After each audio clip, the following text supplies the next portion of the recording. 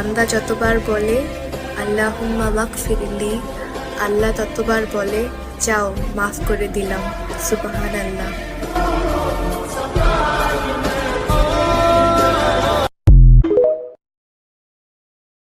নামাজ শেষ করার পরে একবার বলতে হয় আল্লাহু আকবার, তারপর 3 বার বলতে হয় আস্তাগফিরুল্লাহ আস্তাগফিরুল্লাহ আস্তাগফিরুল্লাহ। একবার বলতে হয় আল্লাহুম্মা আনতাস সালাম ওয়া মিনকাস সালাম তাবারাকতা ইয়া যাল জালালি